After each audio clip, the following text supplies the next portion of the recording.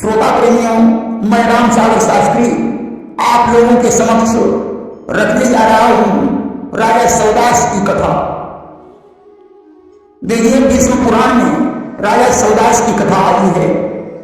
सौदास राजा सुदास के पुत्र थे। देखिए, अम्बरीश के वंश में राजा ऋतुपर्ण हुए, जिन्होंने राजा नल को जुआ खेलना सिखाया था। उन्हीं ऋतुपर्ण के पुत्र सुदास थे और सुदास के पुत्र का नाम सौदास था।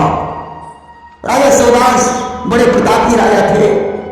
उनकी रानी का नाम मदयंती था।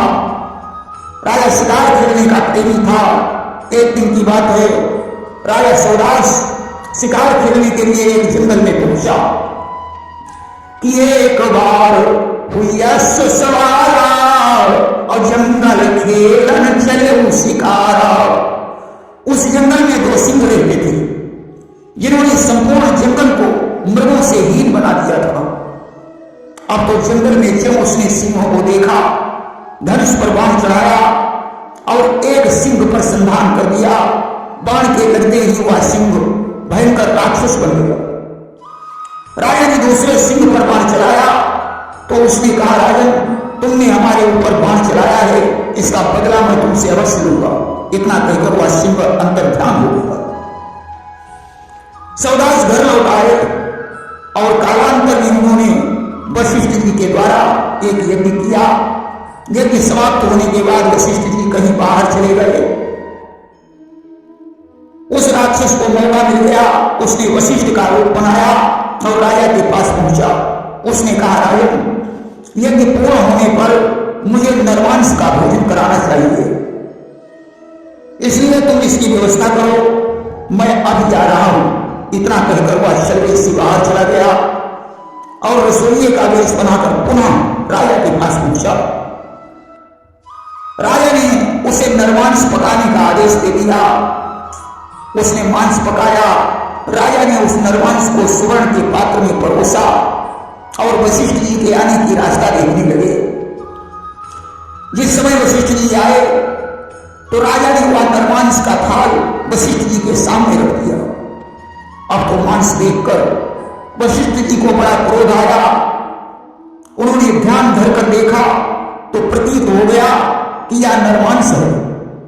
अब तो क्रोधातुर होकर वशिष्ठ जी ने राजा को श्राप दे दिया कि क्रोधित हुई मुनि दीनो सापा और राक्षस हो अपनी बाबा। अरे दुष्ट राजा, तूने मुझे नरमांस परोसा है, अतः मैं तुझे श्राप देता हूं, तू राक्षस हो जाएगा। राजा ने हाथ जोड़कर कहा, मुनिवर, नरमांस की आज्ञा को मुझे आपने ही दी थी, इसलिए मैंने ऐसी व्यवस्था की। अब तो वशिष्ठ जी का होश ठिकाने आ गया। वे समझ गए कि अवश्य ही इसमें किसी शत्रु की चाल है। आज ध्यान धरकर देखा तो वे समझ गए कि इसमें राक्षस की चाल है, जिसने हमारा रूप धारण करके राजा को गुमराह किया है। कि ध्यान धार देखे मुनिराई और राक्षस चाल समझ महुआई। अब तो उन्हें राजा पर दया आ गई। उन्होंने कहा, राजन, अब हमारा श्राप तो झूठा नहीं हो सकता, परंतु इसमें थोड़ा अंतर हो सकता है। 12 वर्ष तक तुम्हें नरमांस का भोजन करना पड़ेगा। अब तो राजा सौदास को भी क्रोध आ गया कि बिना अपराध के मुझे दंड दिया जा रहा है। राजा सौदास भी तपस्वी था। उसने आज अंजलि में जल लिया और वशिष्ठ जी को श्राप देने के लिए उद्यत हो गया। उसी समय उसकी पत्नी मदयंती आ गई। उसने हाथ जोड़कर निवेदन किया, नहीं स्वामी, वशिष्ठ जी हमारे कुलगुरु हैं। ऐसे कुलदेव के समान आचार्य को साथ देना उचित नहीं है कि हाथ जोड़ रानी कहे, स्वामी की जय गौ। हाय कुलगुरु वशिष्ठ जी, मुनियों में सिर मोड़। अब तो राजा ने अंजलि के जल को न पृथ्वी पर फेंका न आकाश में। उसने विचार किया कि ये क्रोध युक्त जल अगर पृथ्वी पर फेंकेंगे तो पृथ्वी पर अन्न उत्पन्न नहीं होगा। अगर आकाश में फेंकेंगे तो मेघ वर्षा नहीं करेंगे। और तो क्या करना चाहिए? आज राजा ने उस जल को अपने पैरों के ऊपर डाल उसके पैर चितकबरे हो गए और उसका नाम कलमास्पाद पड़ गया तथा वशिष्ठ जी के साथ से वह राक्षस स्वभाव का होकर वन में घूमते हुए मनुष्यों का भक्षण करने लगा। एक दिन की बात है, कलमास्पाद एक जंगल में पहुंचा जहां एक मुनीश्वर अपनी पत्नी के साथ संसर्ग कर रहे थे। उन्होंने जैसे ही कलमास्पाद को देखा दोनों भाग खड़े हुए। कलमास्पाद उनके पीछे दौड़ा, उसने ब्राह्मण को पकड़ लिया। अब तो ब्राह्मणी प्रार्थना करने लगी, हे राजन, आप मेरे स्वामी को छोड़ दीजिए, आप तो शाप कुल के सरताज हैं, आप कोई राक्षस नहीं है, बिना पति के तो मेरा जीवन भार बन जाएगा। ब्राह्मण ने बहुत कुछ कहा परंतु कलमास्पाद नहीं माना। उसने उस ब्राह्मण का भक्षण कर लिया। अब तो ब्राह्मणी विलाप करने लगी। कलमास्पाद कहने लगा कि तेरे प्रिया चरित्रों से हिलता न हमारा सीना है, भेड़ के भला मियानी से ना हर को कहा पसीना है। उसने कहा, मूर्ख ब्राह्मणी, तेरे इस रोने धोने से मेरे ऊपर कोई प्रभाव नहीं पड़ेगा, इसलिए चुपचाप यहां से चली जा।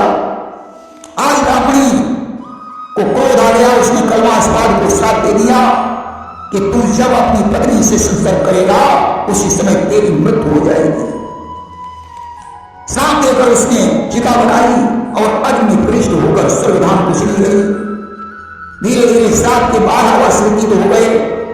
राजा कलमास्पाद की बुद्धि निर्मल हो गई और वह पुनः राजकाज देखने लगा। राजा के कोई संतान नहीं थी। ब्राह्मणी का शाप भी संतान में बाधित था। अपुत्रहीन राजा दुख पाई, अब वशिष्ठ भी पहुंचे जाई। एक दिन राजा वशिष्ठ जी के पास गया। उसने निवेदन किया, मगर मेरे कोई संतान नहीं है, अब इस राजकाज का उत्तराधिकारी कौन बनेगा, इसलिए कृपा करके मुझे पुत्र होने का वरदान दीजिए।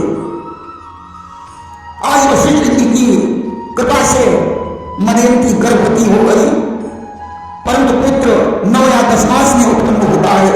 यहां 7 वर्ष व्यतीत हो गए, पुत्र उत्पन्न नहीं हुआ। मदयंती को एक दिन गुस्सा आया, उसने पत्थर लेकर अपने पेट पर पटका, जिससे प्रसव हो गया और अस्मत नामक पुत्र की उत्पत्ति हुई। अस्मत जब बड़ा हो गया तो राजा ने उसे राज सिंहासन पर बैठा दिया और पत्नी समेत तपस्या करने के लिए चला गया कि बरवसराज सुतहि नवदीना और तपहित भूप गवन बन कीना। अस्मत राजा बन गए। अस्मत के पुत्र का नाम मूलक था। जिस समय महर्षि परशुराम पृथ्वी को क्षत्रियों से विहीन कर रहे थे, उस समय परशुराम जी ने मूलक को मारने के लिए खर्चा उठाया, परंतु मूलक की रक्षा करने हेतु स्त्रियों ने वस्त्रहीन होकर उसे चारों तरफ से घेर दिया। परशुराम जी ने अपनी दृष्टि फेर ली और वहां से चले गए। मूलक बच गया, इसलिए मूलक का एक नाम नारी कवच पड़ गया। मूलक के पुत्र का नाम दशरथ था। दशरथ के इलबिल और इलबिल के पुत्र का नाम विश्वसाह था। विश्वसाह के पुत्र का नाम खटवांग हुआ, जिसने देवासुर संग्राम में दैत्यों के साथ युद्ध किया था। खटवांग के पुत्र का नाम दीर्घबाहु और दीर्घबाहु से रघु का जन्म हुआ। रघु के पुत्र अज हुए और अज से महाराज दशरथ का जन्म हुआ था, जिनकी 3 रानियां और 4 पुत्र थे, जिसमें राम सबसे बड़े थे। राम ने 11,000 वर्ष राज्य किया। भरत जी ने गंधर्व लोक पर विजय प्राप्त की थी। उन्होंने 3 करोड़ गंधर्वों का वध किया था। शत्रुघ्न ने मधु के पुत्र लवणासुर को मारकर मथुरा नामक नगर की स्थापना की थी। 4 भाइयों के 2 पुत्र थे। लव और कुश राम के पुत्र थे। अंगद और चंद्रकेत लक्ष्मण जी के पुत्र थे। तक्ष और पुष्कल भरत जी के पुत्र थे और सुबाहु तथा शूरसेन शत्रुघ्न के पुत्र थे। इनमें कुश के पुत्र अतिथि हुए। मरु इस वंश का आखिरी राजा बताया गया है, जो आज भी कलाप ग्राम में बैठा तपस्या कर रहा है। प्रेम से बोलिए सियावर राम